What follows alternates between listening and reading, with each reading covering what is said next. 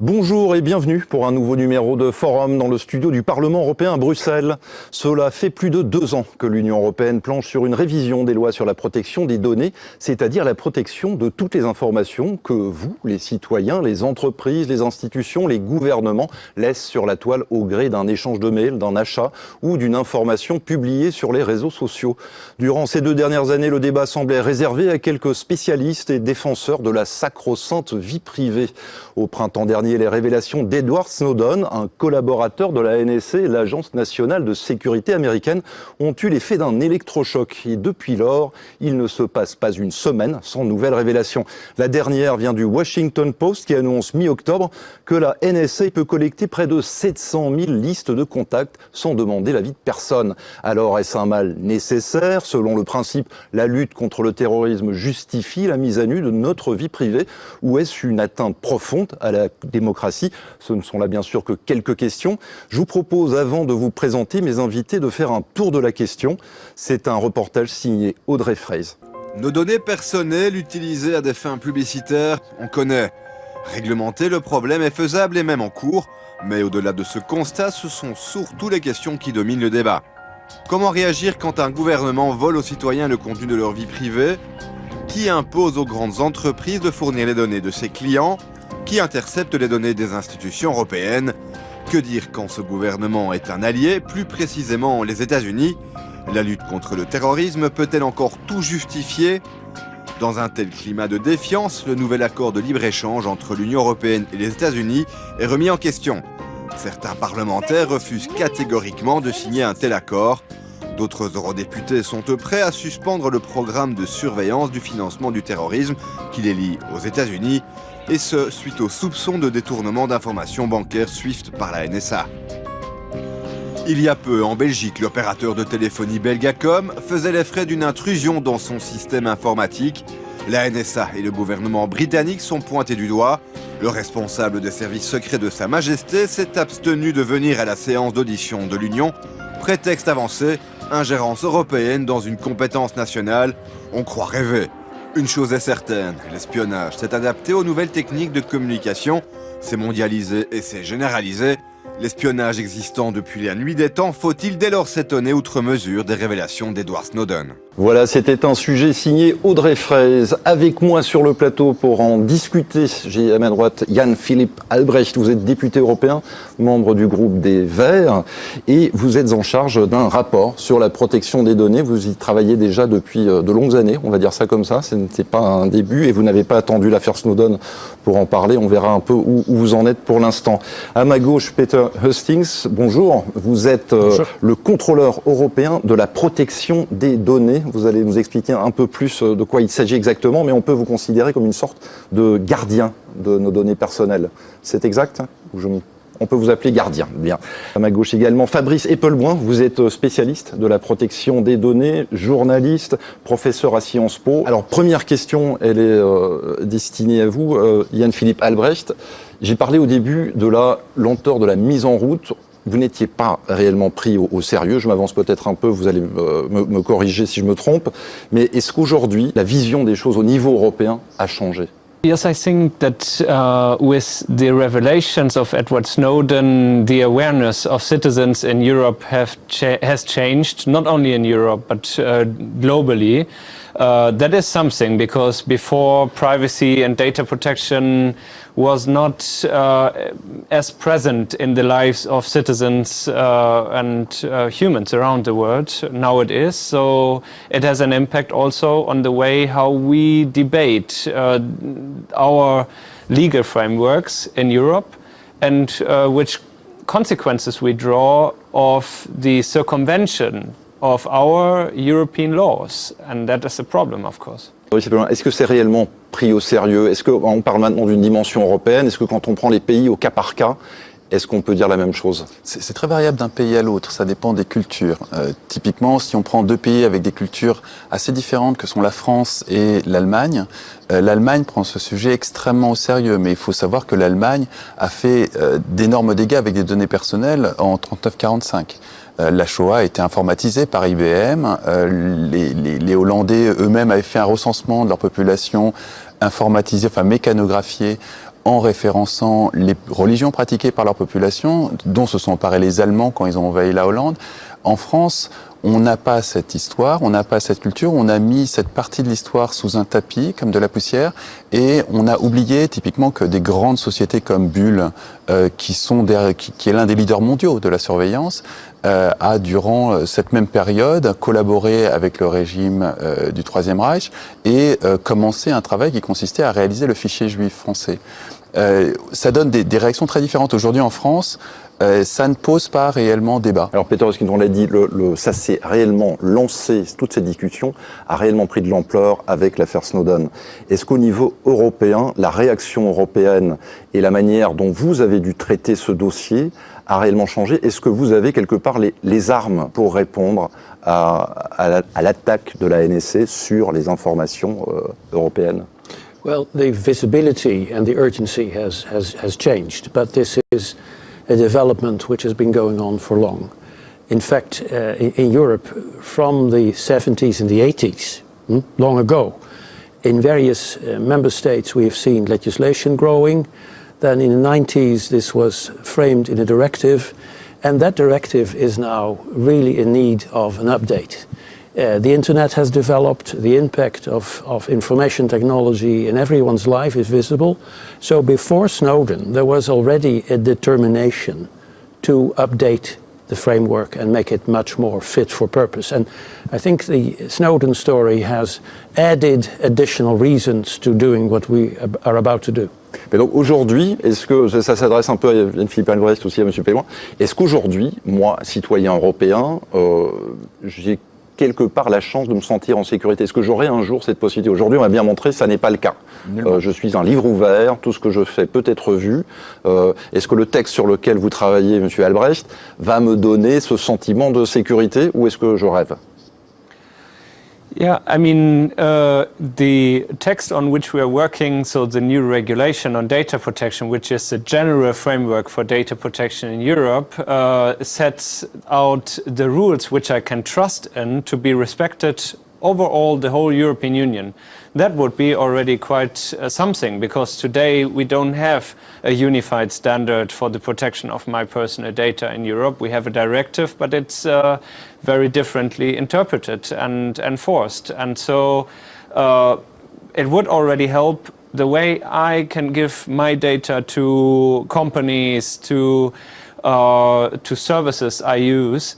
But of course, it will not have any impact on the work of intelligence services, because their work is regulated by national rules in Europe. Perhaps it would be good to also regulate this on the European level, but that's not on the table at this point. And it will for sure not have an impact on the work of foreign intelligence services, because we don't decide as Europeans on American laws. Alors, Monsieur Hoskin, j'aurais envie de vous poser la question. Vous servez à quoi, alors, si dans ce cas-là, on peut, pour finir, voilà, essayer de nous protéger nous-mêmes, mais ça ne fonctionne même pas. I agree with this estimate, but we have to distinguish two things. In the news now, the story of the NSA is linked to the regulation. The regulation was designed not to protect against the NSA, it was designed to make our own protection better. I think we need to keep all companies and governments, let's not forget that, accountable for better protection in Europe.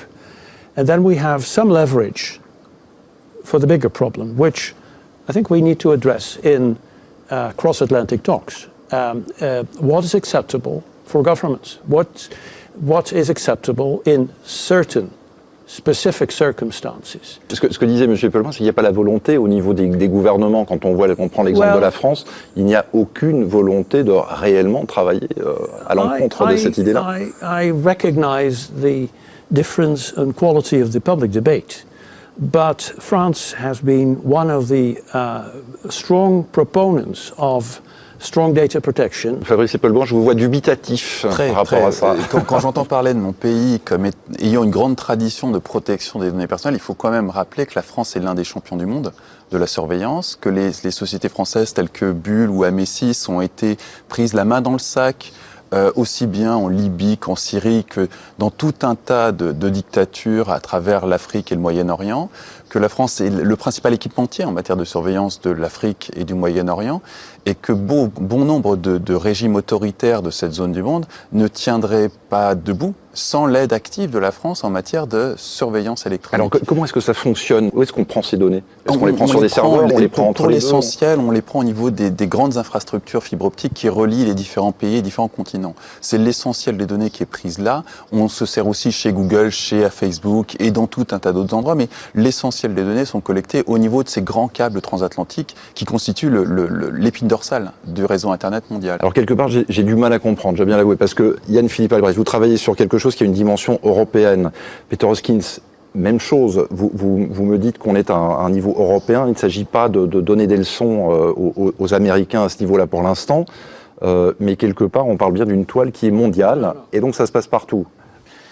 It's very important to say clearly what we are talking here in the European Parliament when it comes to legislative terms at the moment is the reform of our data protection rules as it was lined out by Mr. Hastings. But beside that, we have a huge debate brought up by Edward Snowden, and I thank him very much to be so courageous to bring up this information about the question, what are the authorities and what can be done under the power of governments on surveillance of citizens, on intelligence matters, and I think we need to rediscuss that in Europe. How can it be that the British intelligence service is spying on Spanish citizens and the Swedish intelligence service spying on French and the French on Italians? We are living in one European Union, we have to deal with it. But it's not the issue of EU legislation today because the governments denied to talk about that. Aujourd'hui, techniquement, est-ce qu'il y a réellement un danger quand j'écris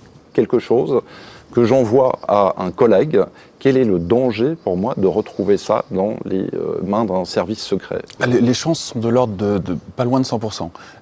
Le danger principal, il a un nom, il s'appelle le Deep Packet Inspection. C'est une technologie qui a été développée en France, à l'université Paris 6, et qui a donné lieu à une start-up puis plusieurs autres. La plus connue étant Cosmos, qui s'est fait prendre la main dans le pot de confiture en Syrie, a participé à une gigantesque infrastructure de surveillance pour Bachar el-Assad. Et cette technologie, le Deep Packet Inspection, est essentiellement utilisée à des fins de surveillance, accessoirement aujourd'hui à des fins de régulation de trafic. Elle s'oppose en tout à ce qu'on appelle la net neutralité, qui est l'un des grands combats des partisans des libertés sur le net. Et très concrètement, on la retrouve partout.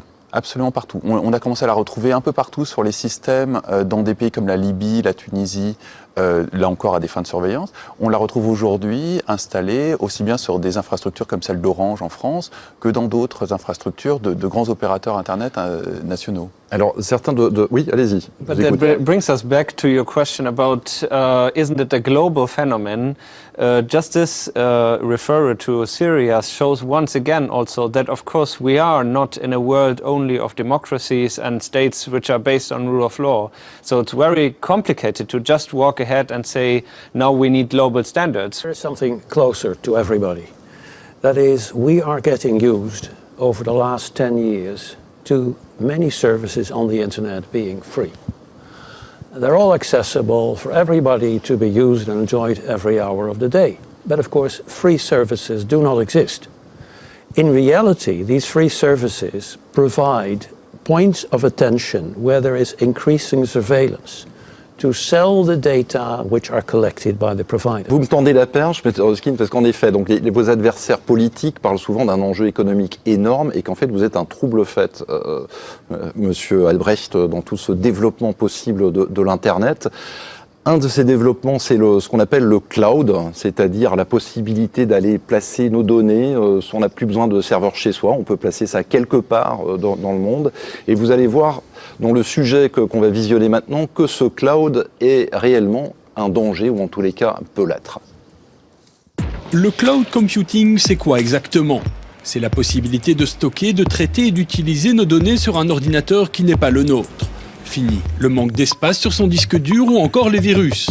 Alors non, ces données ne se retrouvent pas dans les nuages, elles sont en réalité stockées dans de gigantesques serveurs disséminés à travers le monde.